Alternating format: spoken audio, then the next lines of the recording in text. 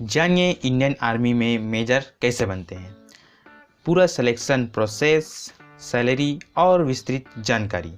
तो मैं हूं जगदेव कुमार और हमारे इस YouTube चैनल में आप सभी का स्वागत है। अगर आपने इस चैनल को अभी तक सब्सक्राइब नहीं किया है तो इस चैनल को जरूर सब्सक्राइब कर दीजिएगा और बेल आइकन को जरूर दबा दीजिएगा, जिससे आने वाली वीडियो की नोटिफिकेशन आपको सबसे पहले मिले। मैं इसी तरह का वीडियो लेकर आता रहता हूँ, तो इस वीडियो को अंत तक जरूर देखिए।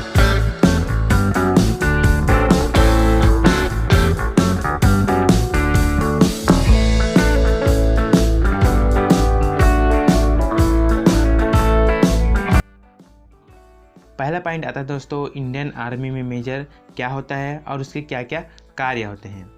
तो मेजर भारतीय सेना में सभी प्रतिष्ठित रैंक में से एक होता है। मेजर की रैंक लेफ्टिनेंट से 2 रैंक ऊपर और कैप्टन से 1 रैंक ऊपर होता है। मेजर सभी प्रकार की रणनीतिक भूमिकाओं के लिए उत्तरदायी होता है और एक मिलिट्री यूनिट का निर्देशन भी करता है। मेजर की भूमिका बहुत ही चुनौतीपूर्ण होता है क्योंकि उसके यूनिट के सभी सोल्जर उसी के आदेशों का पालन करते हैं। इसलिए मेजर को बहुत तेज, इंटेलिजेंट और क्विक डिसीजन मेकर होना चाहिए। भारतीय सेना में मेजर बनने के लिए उम्मीदवारों को सबसे पहले नेशनल डिफेंस एकेडमी मतलब एनडीए या कंबाइंड डिफेंस सर्विसेज, उसका पूरा नाम है CDS, ज्वाइन करना होगा। नेशनल डिफेंस एकेडमी एनडीए या combined defence services CDS join करने के लिए उम्मीदवारों को संघ लोक सेवा आयोग मतलब UPSC नई दिल्ली द्वारा वर्ष में 2 बार आयोजित प्रवेश परीक्षा में उत्तीर्ण होना होगा। संघ लोक सेवा आयोग चयन के मानकों एवं प्रवेश परीक्षा के आयोजन के लिए पूरी तरह से उत्तरदायी होता है। मतलब आप एनडीए UPSC यहाँ पर पेपर करवाता है, तो आपको एनडीए और CDS का जो एग्ज़ाम होता है उसको दिलाना पड़ेगा। उसके बाद ही आप भारतीय सेना में मेजर बन सकते हैं। नेशनल डिफेंस एकेडमी एनडीए के द्वारा इंडियन आर्मी में मेजर बनना चाहते हैं तो एनडीए एग्ज़ाम के लिए क्या होनी चाहिए आवश्यक योग्यता। उम्मीदवारों को किसी मान्यता प्राप्त संस्था से 10+2 12वीं कक्षा पास करना अनिवार्य होता है। उसके बाद आता है दोस्तों, एनडीए एग्ज़ाम के लिए क्या होनी चाहिए आयु सीमा। तो उम्मीदवारों की आयु के लिए 16.5 वर्ष से 19 वर्ष के मध्य होना चाहिए। उसके बाद नेक्स्ट पॉइंट आता है, एनडीए एग्ज़ाम के लिए क्या होनी चाहिए शारीरिक मानदंड। तो इसे पॉइंट वाइज बताऊंगा।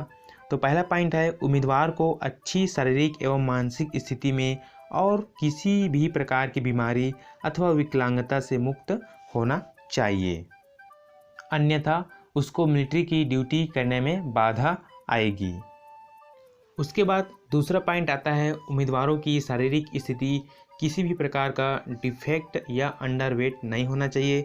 उम्मीदवारों को ओवरवेट या मोटापे का शिकार नहीं होना चाहिए। उसके बाद आता है दोस्तों तीसरा पॉइंट, न्यूनतम स्वीकार्य ऊंचाई 157 सेंटीमीटर इसमें मांगा जाता है। उसके बाद चौथा पॉइंट आता है, उम्मीदवारों का चेस्ट मतलब सीना अच्छी तरह से विकसित होना चाहिए। पूर्ण रूप से फुलाव की दशा में चेस्ट 81 सेंटीमीटर से कम नहीं होना चाहिए। पूर्ण श्वास की दशा में न्यूनतम फुलाव 5 सेंटीमीटर होना चाहिए। उसके बाद पांचवा पॉइंट आता है, उम्मीदवारों की हड्डियों या जोड़ों में किसी भी प्रकार का दोष नहीं होना चाहिए या कार्य क्षमता में कमी नहीं होनी चाहिए। उम्मीदवारों को पूर्व में किसी भी प्रकार का मानसिक दौरा या स्वास्थ्य प्रभावित हुआ नहीं होना चाहिए। उसके बाद छठा पॉइंट आता है, स्किन से संबंधित किसी भी प्रकार की बीमारी जिसकी विकलांगता या शारीरिक बनावट में परिवर्तन हो सकता है, रिजेक्शन का ये बहुत बड़ा कारण बन सकता है। आठवां पॉइंट आता है, उम्मीदवार के पर्याप्त संख्या में दांत होने चाहिए जो कि प्राकृतिक एवं स्वस्थ होने चाहिए। न्यूनतम 14 दांत स्वीकार्य हैं। कुल 32 दांतों की संख्या में कुल 22 डेंटल पॉइंट्स मिलते हैं। उम्मीदवारों को पायरिया से ग्रस्त नहीं होना चाहिए। 9वां पॉइंट आता है, उम्मीदवारों की सुनने की क्षमता सामान्य होनी चाहिए। एनडीए में कैसे होता है चयन प्रक्रिया। तो एनडीए में 2 विषय गणित और सामान्य योग्यता परीक्षा होंगे और प्रत्येक विषय के लिए 2 घंटे का समय निर्धारित होता है। गणित के लिए अधिकतम अंक 300 अंक होते हैं और सामान्य योग्यता परीक्षा के लिए अधिकतम 600 अंक निर्धारित होता है। दोनों ही विषय के प्रश्न पत्रों में ऑब्जेक्टिव टाइप प्रश्न होते हैं। लिखित परीक्षा में उत्तीर्ण उम्मीदवारों को एसएसबी मतलब सर्विस सिलेक्शन बोर्ड के लिए बुलाया जाता है।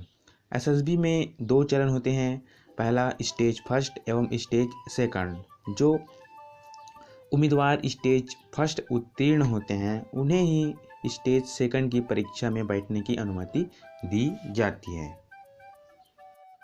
इस तरह एनडीए एग्ज़ाम के द्वारा आप इंडियन आर्मी में मेजर बन सकते हैं।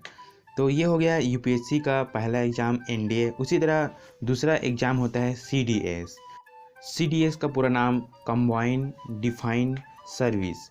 इंडियन आर्मी में सीडीएस एग्ज़ाम द्वारा इंडियन आर्मी में आप मेजर बन सकते हैं। उसके लिए क्या क्या होती है सीडीएस एग्ज़ाम के लिए योग्यता मानदंड। तो पहला आता है शैक्षणिक योग्यता, किसी भी मान्यता प्राप्त यूनिवर्सिटी से किसी भी विषय में ग्रेजुएशन होना। उसके बाद दूसरा पॉइंट आता है सीडीएस एग्ज़ाम के लिए क्या होनी चाहिए आयु सीमा।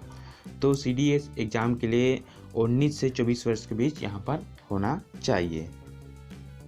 सीडीएस एग्ज़ाम के द्वारा इंडियन आर्मी में मेजर बनने के लिए कैसे होता है चयन प्रक्रिया। तो लिखित परीक्षा में अंग्रेजी, सामान्य ज्ञान एवं एलिमेंट्री मैथमेटिक्स विषय होते हैं और जिनमें ऑब्जेक्टिव टाइप प्रश्न होते हैं और अधिकतम निर्धारित समय 2 घंटा होता है, जबकि प्रत्येक विषय के लिए अधिकतम 100 अंक निर्धारित होते हैं। लिखित परीक्षा में सफल उम्मीदवारों को इंटरव्यू के लिए बुलाया जाता है। एसएसबी मतलब सर्विस सिलेक्शन बोर्ड में 2 स्टेज होते हैं, स्टेज फर्स्ट एवं स्टेज सेकंड। जो उम्मीदवार स्टेज फर्स्ट में सफल होते हैं उन्हें स्टेज सेकंड की परीक्षा में बैठने की अनुमति होती है। तो इस तरह यूपीएससी सीडीएस का एग्ज़ाम कराता है और उसमें जो पास होते हैं वही इंडियन आर्मी में मेजर बनते हैं। बहुत ही अच्छी ट्रेनिंग वहाँ पर कराया जाता है। तो उसके बाद नेक्स्ट पॉइंट आता है इंडियन आर्मी में मेजर को कितना मिलता है वेतन मान एवं अन्य भत्ते। आर्मी ऑफिसर का वेतनमान पे बैंड के आधार पर निर्धारित होता है।